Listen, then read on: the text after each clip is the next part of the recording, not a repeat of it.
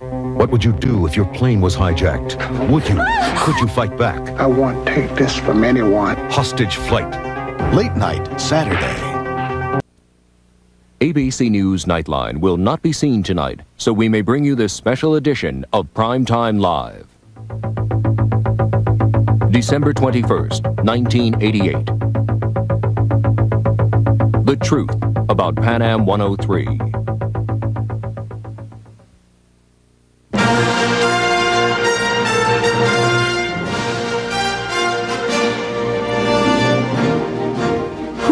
The bombing of Pan Am 103. Tonight, we turn the spotlight on Ahmed Jibril, a Palestinian extremist aided by Syria and paid by Iran. The first victims were the ones who died. The others, the relatives who lived on, theirs are wounds not healed by time. You know, I spend a lot of time in very black, deep depression. We'll ask former government officials why warnings about a bombing were not passed on, why airport security was inadequate. Nearly a year later, family and friends of the victims still feel betrayed. But I not only lost my husband, I also lost my country. And we'll check to see how safe air travel is today and what needs to be done to make sure that what happened to Pan Am 103 never happens again. All that during a live town meeting tonight. From ABC News. This is a special edition of Primetime Live. Now Diane Sawyer and Sam Donaldson. Good evening and welcome to a special edition of Primetime Live. As we said, in this hour, we're going to continue our inquiry into the explosion aboard Pan Am 103. We're going to bring you more of the findings of the investigation, the 11-month-long investigation by the ABC News team led by Pierre Salinger. We are also going to give the families a chance to ask their questions of a team of experts we've assembled. But before we do that, we want to bring you up to date on the situation in the Philippines. If you've been following the news today, you know that it appears to be a critical situation right now. Rebel forces have launched a coup attempt against President Cory Aquino and her government. Apparently, it's been underway for about 12 hours, according to wire reports. About 2,000 rebel forces involved, if you believe the leaders of the rebel forces, and the situation seems to be worsening hourly. Absolutely. Late reports, Diane, say there's heavy fighting in certain portions of the city. The palace has been strafed. But let's go directly to Manila now and talk to Kathleen Barnes of ABC News, who has been standing by. Kathleen, what's the latest? What's happening now?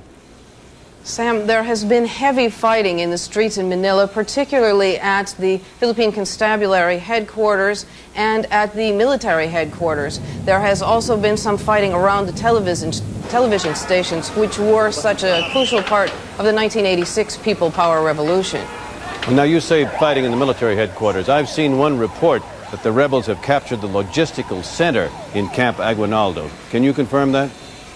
I cannot confirm that. I don't have any information about that, Sam. I'm sorry. Things are unfolding very quickly here, and it's very confusing. It's hard to tell who are the rebels and who are the loyal troops at this point. Kathleen, bring us up to date on some of the ringleaders of the rebels. I think some of them have been identified, have they not? Yes, it's believed that the main leader of this group is Colonel Gregorio Gringo Honasan, who was the leader of the August 1987 coup attempt that came very close to succeeding. It's believed that many of these renegade military people are loyal still to Honasan. Can you have any sense of whether the population of Manila is siding on one part or the other of this? Are they with the rebels? Are they with Corazon Aquino? Have you got any sense of that?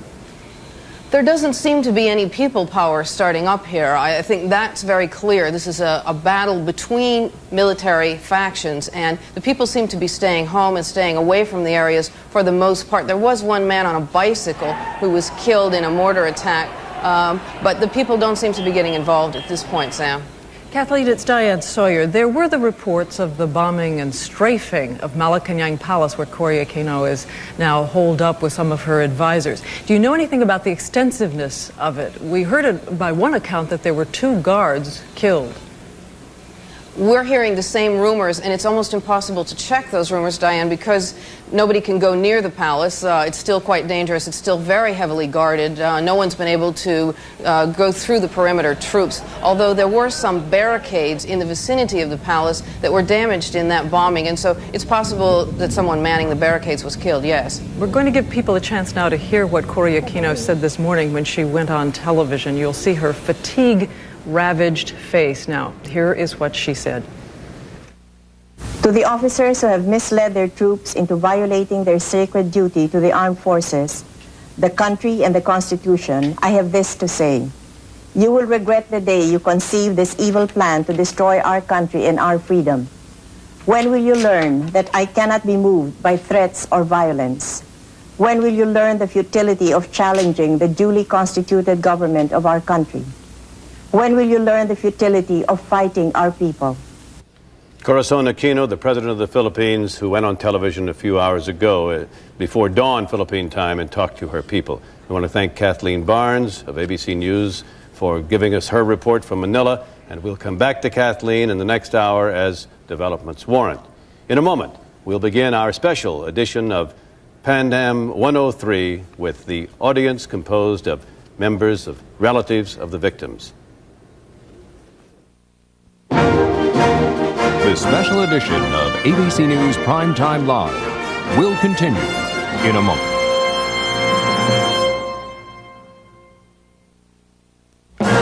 This special edition of Primetime Live is brought to you by the Ford Motor Company. Once again, Sam Donaldson. Earlier this evening, in our regular time period, we showed the results of an exhaustive 11-month investigation by a team of ABC News correspondents, led by our chief European correspondent, Pierre Salinger. This team went to many countries on several continents and followed leads on the Pan Am 103 bombing. And they came up with some answers to many of the questions that people have as to who did it and why. And in case you missed that earlier broadcast, we'll give you now a brief reprise of some of those answers the investigative team found. Hostile at 004, true 15 miles. On July 3rd, 1988, the U.S. Aegis cruiser Vincennes shoots down an Iranian civilian airliner over the Persian Gulf. The U.S. says it's a tragic mistake, but some Iranian leaders want revenge. It's just the opportunity a Palestinian terrorist, Ahmed Jibril, has been waiting for. Jibril, 52 years old, born near Tel Aviv. He fled his home during the 1948 war. 20 years ago, he formed his own Palestinian terrorist group called the Popular Front for the Liberation of Palestine General Command. He hates Israel and the United States, and is a bitter enemy of Yasser Arafat of the PLO, who he feels is too moderate. Shortly after the Vincennes downs the Iranian Airbus, Jibril travels to Iran and confers with Ali Akbar Matashami, Iran's interior minister. And he makes a deal. He will bring down one American airliner.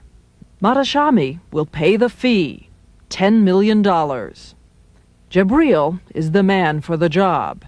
For 2 years, he's been developing high-tech methods for destroying aircraft. When Jibril returns from Iran, he sets up safe houses in the German cities of Neuss and Frankfurt. He summons a master bomb builder named Marwan Krisat.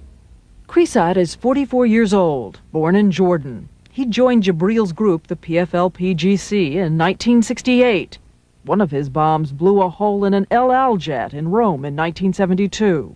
Krisat quit the movement in 1973, only to return 13 years later. So now Krisat holds up in this apartment complex. He builds 4 bombs and wires a 5th.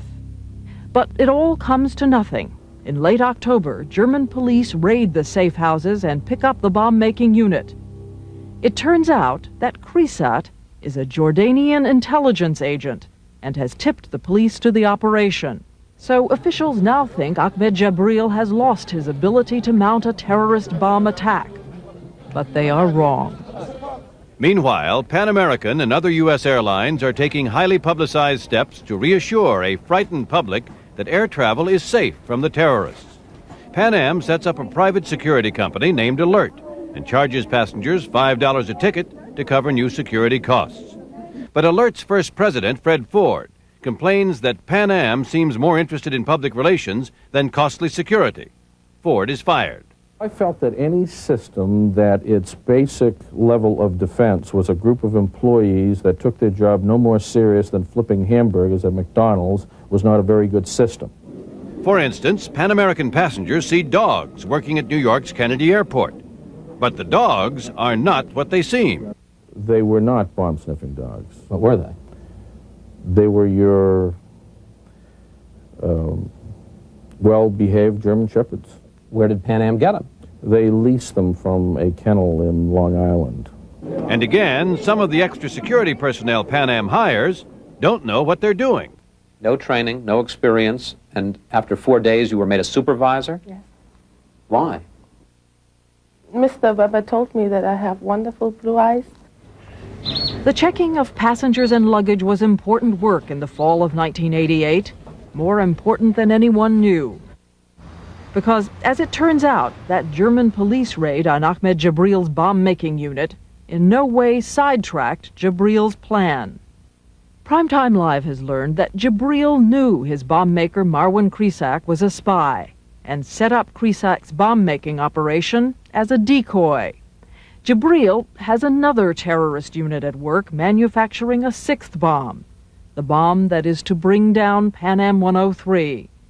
Jabril's second unit is known as the Kenya 3, 3 men who got that name from their unsuccessful attempt to blow up an El Al plane in Nairobi. The Kenya 3 manufacture a sixth bomb made of Semtex, the plastic explosive made in Czechoslovakia. The bomb is fitted with a device which triggers it at a certain altitude and a timer.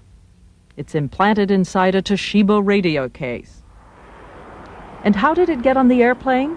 Jabril is later heard to boast that a young American student of Lebanese ancestry from Detroit named Khalid Jafar unwittingly carries the explosive with him when he heads back to America. According to the boast, friends give him the suitcase, and he probably thinks it contains drugs. He doesn't know it contains a bomb. And what about airline security on the day Jafar sets out for home? 3 weeks before, a tip is telephoned to the American Embassy in Helsinki. The anonymous caller, identified by Primetime Live as Samra Mahayun, a Palestinian living in Finland on a student visa, says a Frankfurt to New York Pan American airliner will be bombed sometime in early to mid-December. The FAA issues an alert, which reaches the U.S. diplomatic community in Europe. A warning notice is even posted on the cafeteria bulletin board at the U.S. Embassy in Moscow. There was a real push in the embassy community to make sure that everybody was aware that there had been a terrorist threat made, and that people flying Western carriers going through such points as Frankfurt should change their tickets. But the general public knows nothing of all this. And as for check-in security in Frankfurt, where the young American student Khalid Jafar boards his flight, one of 2 high-tech machines designed to detect bombs is inoperative. It has been for months. Some of the baggage loaded on Pan Am 103 in Frankfurt goes through this machine. In London, the bags and passengers are transferred to the doomed 747 aircraft without further inspection. At 31,000 feet over Lockerbie, Scotland, the bomb explodes as horrified radar operators watch their screens. Lockerbie is turned into a fiery and grisly burial yard. Wreckage and bodies are strewn over the Scottish landscape. Scottish authorities immediately begin an investigation, as Scotland's Lord Advocate Peter Fraser explains it, based on a simple premise. We start with this investigation. It is murder, pure and simple. A murder investigation which includes painstaking recovery of evidence and then dogged detective work across several continents. For instance, a few simple threads from the wreckage lead to a clothing manufacturer in Malta. We have a ticket which we put on the clothes, and it was still there. And from there, I could tell them roughly when the clothes were made and where were the distribution of the clothes. Scottish officials now believe they know who bombed Pan Am 103, but rules protecting potential defendants' rights make them close-mouthed about what they know. What about the Popular Front for the Liberation of Palestine General Command? it would be obtuse of me not to consider them among prime groups who have a responsibility for such outrages. That group, of course, is Ahmed Jibril's group. With us now is Pierre Salinger, our chief European correspondent, the man who led our investigating team for 11 months that looked into this crash. Pierre, for a time it looked like Jibril would be on our broadcast tonight. And then finally he decided not to. Why? Well, we discovered that he is in Lebanon, and 6 hours ago we got very, very hard information that he is holding a meeting with Ali Akbar Motashemi in the Bekaa Valley. And Ali Akbar Motashemi is the former Interior Minister of Iran, with whom he made the deal to bring down Pan Am 103 in return for $10 million. Well, what's he seeing Motashemi about now? Motashemi is an Iranian hardliner, and as you know, they now have a pragmatic president, Mr. Rafsanjani. He is concerned that he will try to ease off the work of the Revolutionary Guards and the Hezbollah in Lebanon, and therefore he has told Jibril, I'm giving you some of my better men, my terrorists, for your group, and making a deal with Jibril to be a strong force for him if he wants to do any terrorist activities. Yeah, I've got to ask you, is that surmise, an educated guess on your part, is what he's telling Jibril? No, I don't think it's a surmise at all. The source in this is someone who is deep inside that movement. So what does the U.S. do about this? Does the U.S. consider this still state-sponsored terrorism by Iran? Well, that's, I think, is a fundamental problem, because, as you know, President Bush said he would take retaliation against whatever powers were involved in this. Well, as we've heard tonight, 3 powers were involved: Libya, Syria, which controls Ahmed Jibril, and Iran. And that poses an enormous problem for the United States. Are they going to want to retaliate against those 3 countries? Of course, in recent days, as you said, they have an ostensibly pragmatic president in Iran, and Mr. Rafsanjani. And even Colonel Gaddafi has said that he now thinks terrorism is wrong. Lo and behold, if you believe that. What about the Syrians, though? Can the U.S. put any pressure on the Syrians at this point that would close down Jibril? Well, the United States government since February has been putting pressure on President Hafez al-Assad of Syria to close down the Jibril operation. But he keeps saying, you haven't proved that Jibril had anything to do with Pan Am 103. And as you know, Jibril has been denying it. The fact of the matter is that Jibril has privately admitted that he did it.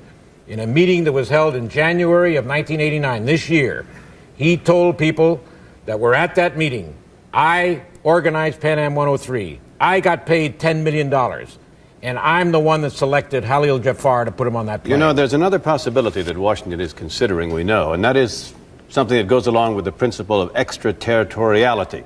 President Bush's people have suggested that they're examining this possibility that we could go anywhere in the world, never mind borders, never mind treaties, and seize suspects in cases that involve the United States. Do you think Jibril is concerned by that? Well, Jibril is a man under heavy security all the time, because one of his great enemies is Israel, and they would love to wipe him out. So perhaps Israel and the United States might cooperate in an adventure like that. Well, you know, the Israeli Air Force bombed one of Jibril's bases only 4 days ago, and they are trying to do something about him already. What the government has a strange word for it. They call it rendering when they do that. Isn't that the phrase they said they were going to use when they bring someone out? Yes, but rendering has too much of a connotation of the Chicago meat market. Well, it sounds like government speak, a phrase like that, an oblique phrase. Still ahead, in addition to Pierre Salinger and, of course, the members of our audience who are relatives and friends of the victims of Pan Am 103, you are going to have a chance to hear more from our chief correspondent, Chris Wallace, who is going to be joining us here. We're also going to be joined by Ken Walton, a former FBI man who investigated the bombing and who can talk in general about terrorism practices, by Clayton McManaway, a former State Department expert on terrorism, by Senator Frank Lautenberg, a member of the Presidential Commission on Aviation Security and Terrorism, and joining us from Israel, Arik Arad, who is the former security director of the Israeli airline El Al. He is now a consultant for Pan Am. All of that when we come back. December 21st, 1988. The truth about Pan Am 103. The special edition of Primetime Live will continue. Tomorrow, Peter Jennings in Malta as the key players prepare for the weekend summit. Stay with who you trust. Peter Jennings on ABC's World News Tonight, tomorrow. The upcoming Gorbachev-Bush meeting tomorrow, live reports from Malta. Also more of our conversation with Chevy Chase and holiday fashions here on Good Morning America tomorrow. We're back now with our audience of specially invited guests, relatives of the victims of Pan Am 103, people who lost loved ones that awful night of December 21st, 1988. We've invited them to talk about our own investigation or any other matter they wish to concerning this awful tragedy. All right, sir, tell us who you are. My name is George Williams. My son, Jordy Williams, was coming home for Christmas on that flight. I have something. Our group has families of the victims of Pan Am 103 has been pressuring, and we finally got the president to appoint a commission, and we went to the first meeting last Friday. And your program has hit on something that I feel is necessary to get at the truth. And I hope we do at the commission. Senator Lautenberg has been very helpful to us all along, from the very beginning. The Airbus, I think that the presidents of this country have been led to believe by their advisors that it's best not to tell us the truth because maybe we can't handle it. I'm convinced that they're afraid that maybe we might manhandle them if they give us the truth. What is the question truth is, that you with see the Airbus, we didn't get the full truth about the Airbus. I know from experience where I was raised that newly drowned bodies don't float. These bodies were floating within hours. I think there are suspicions about this Airbus. Why did they start up? The questions arise, why did they start an attack on our ships and then have a plane come directly at our ships? I don't think it was accidental. Well, you're advancing the theory that somehow Iran had planted already dead bodies on an airplane that it may have sent out to actually attack our ships. Is that? Let me ask Senator Lautenberg. Not only that, but if I may follow just a second here. Not only am I advancing that theory, I'm saying that if the government had advanced this theory, certainly they know people that must know these things, why didn't they tell the world about their suspicions? They keep everything close to the vest, and we wind up with something like this. All right, Senator Lautenberg, you're on that new commission that the president has appointed. What do you think about that? Well, we haven't had enough activity yet in the commission. It's newly formed to determine anything that would answer Mr. Williams' question. I think more importantly is that we have to take for granted that the news we got was the truth. And the question is, really, for our friends here and the people around the country interested, is what do we do with the information that you and the people on Primetime have so aptly gathered? I think that what you've done is start a process that we should have really begun somewhat sooner. Senator, you say we have to accept what we've been told is the truth, but may I just move along to Ambassador McManaway, who was in the State Department in the counterterrorism division.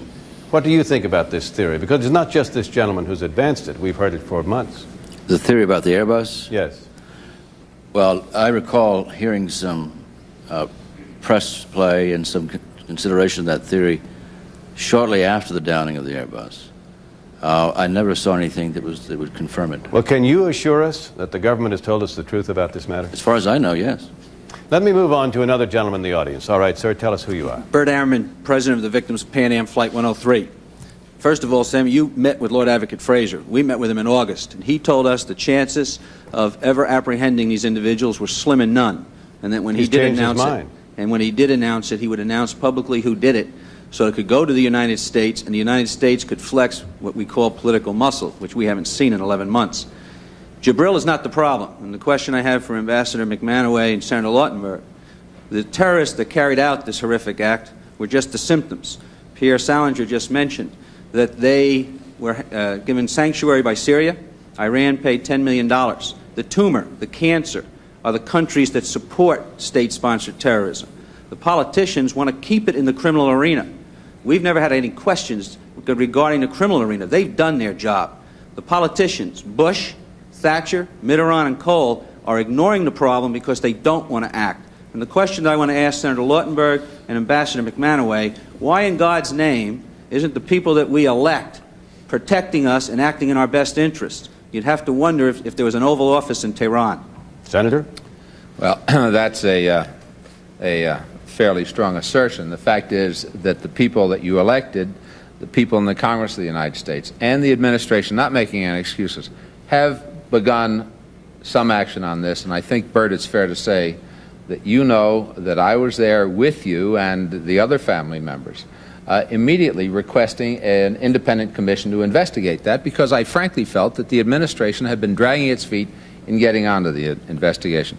But I don't think a political analysis is really what you want to do now. I think what we want to do together is search for the truth so we can do something about the future. And I'm not dismissing any charges that are made here, but I think it's very important to say that you have uncovered a lot of information that we have yet to develop within the government, and we're waiting anxiously to get a report from the FBI to see what the criminal investigation. Mr. Ammerman, may I just say that I think Lord Fraser has changed his mind since August. At least what he told us was that he does not believe that there will be any roadblocks to eventually bringing charges. He didn't say when that would happen. He was very careful, as you saw in the portion of the interview we showed. Not questioning the charges. The charges will come forth and they'll identify the individuals. If he goes to a sealed indictment, they will just announce that they know who it is. He said to us the problem is not identifying the individuals. The problem is apprehending them. Well, what would you have the United States do? You were going to go and interview Jabril.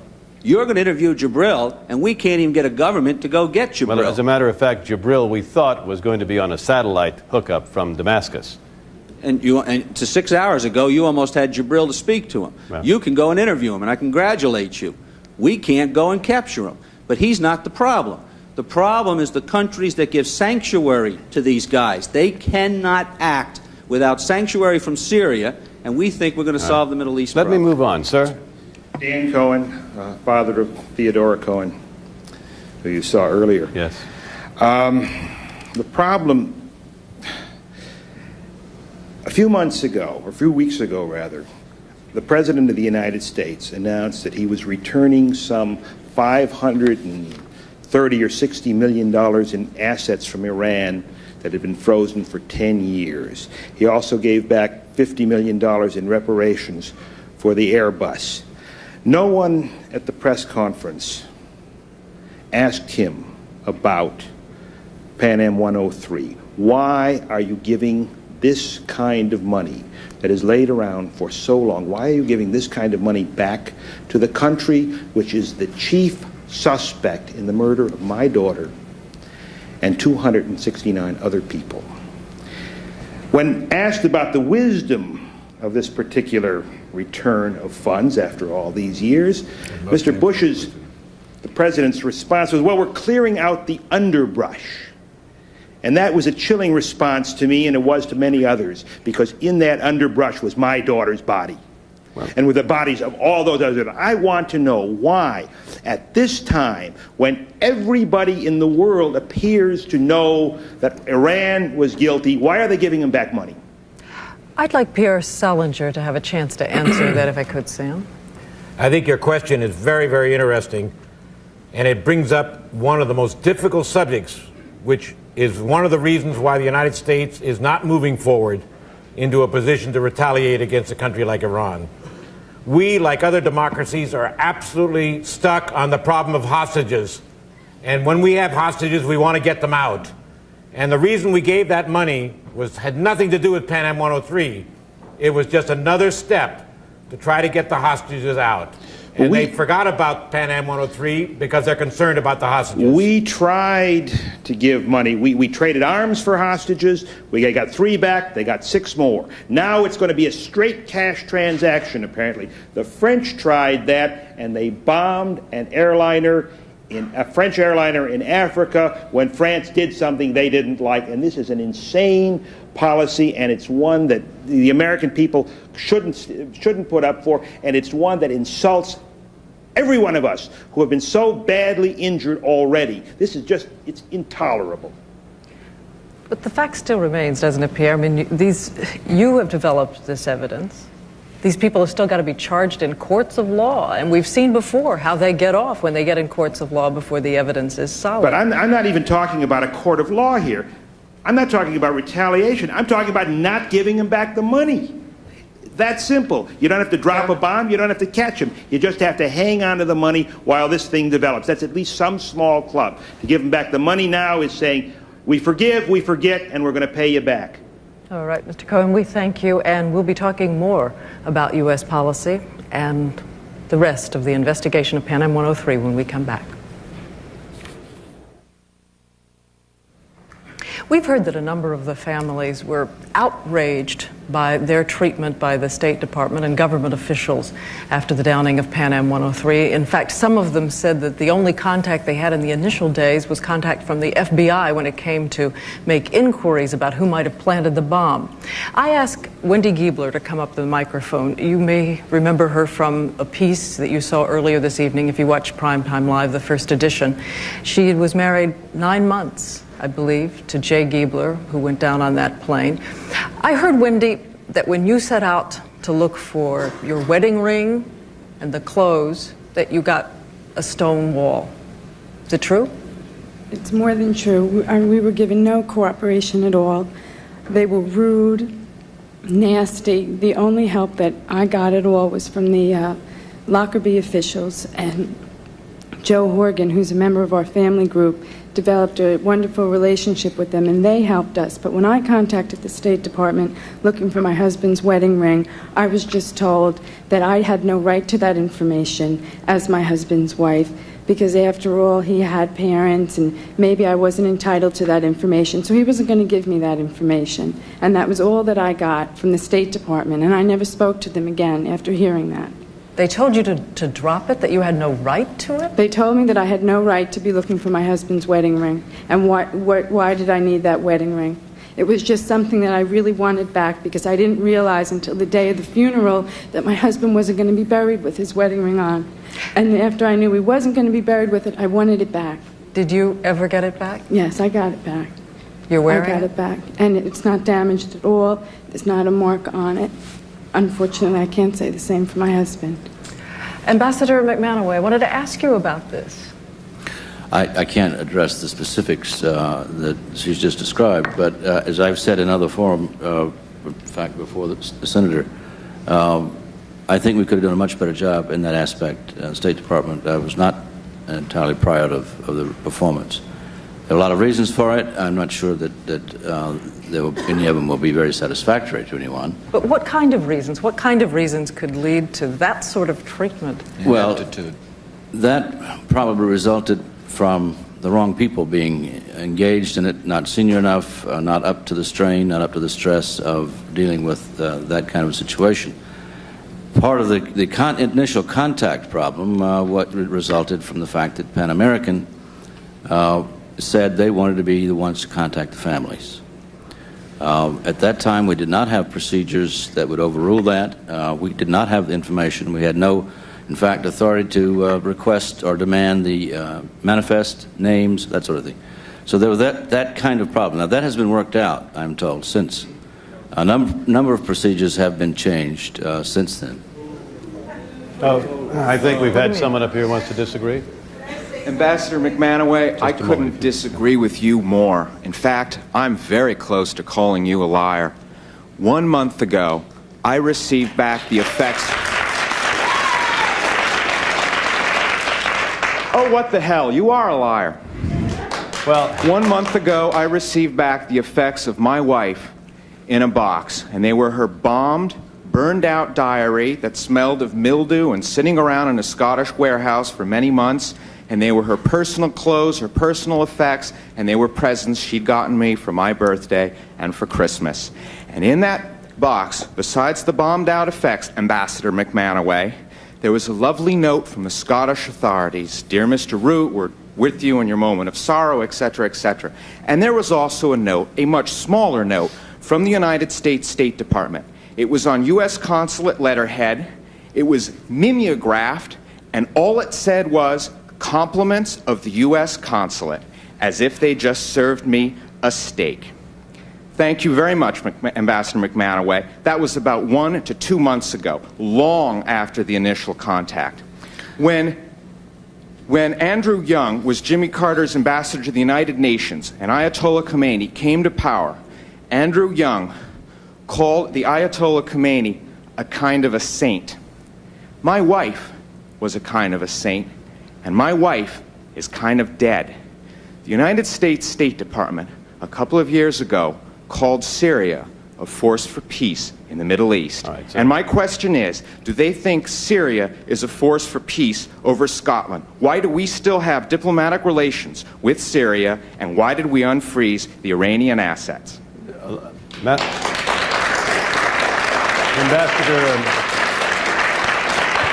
Ambassador McManaway, you're in a tough spot, of course. You have to try to answer those questions and defend the entire department when you personally were not really involved in this, but go ahead. Well, I was referring to procedures. I had been told procedures have been worked out with airlines for future incidents. I'm not aware of how things are being handled. I can't defend the kind of treatment that this gentleman has received, and I won't try. All right, let's move on. Sir, you have a question? Yeah, the Office of Consular Affairs may be incompetent, but their incompetence doesn't normally lead to anyone being killed. Earlier in a report, Chris Wallace talked about the KBI report and mentioned that even if Pan Am had implemented all of the suggestions, they still wouldn't have had a 100% chance of catching the bomb being put on the plane. I don't think anyone expects 100% assurance that there won't be a bomb. But what was the chance? Was it 1 in 100 or was it 99%? Chris, what do you think? And then I'd like to go to a couple of other experts. I don't think there's any question about the fact that there were serious lapses in Pan Am security. And let me give you a couple more that you may or may not be aware of. Specific things in the KPI report. This was the Israeli-based consultant that Pan Am hired in 1986 to investigate its security system at the time that alert was set up and to try to analyze what should or shouldn't be done. One of their specific things that they recommended was that they said that there has to be tighter scrutiny of the people that you hire. They went to Europe and checked some of the places and found some of the employees of Pan Am in Europe had criminal records. Well, as you know, of course, it turned out in the end that they rejected all of the KPI recommendations and ended their contract. In 1987, they hired a man to be the head of alert security in Frankfurt, a man with a criminal record. Another thing that they specifically noted in their report in 1986 is they said that, there's a problem that warnings, FAA warnings, other warnings, aren't getting to the men and women on the line, the screeners, the people manning the X-ray machines. Well, as you saw in our reports tonight, in 1988, some of the people that were working and processing the people, screening the people that went on Flight 103 were completely unaware of the FAA warning about the Helsinki caller, that there was a specific warning out that a bomb might be placed on a Pan Am plane headed for Frankfurt in those 2 weeks. We're completely unaware of the fact that there was an FAA warning about a Toshiba cassette player that could be turned into a bomb. So you look at the KPI report, and there was an awful lot there that Pan Am 2 years later still wasn't doing. We want to come back to this question of security and follow up on this issue, whether if all of the security had been operating as it should have been, it still could have been a guarantee that there would have been no bomb on board that plane. When we come back, we're going to be joined by a consultant to Pan Am on security, who will be joining us from Tel Aviv and can participate in this discussion. Just a moment. The special edition of Primetime Live will continue in a moment.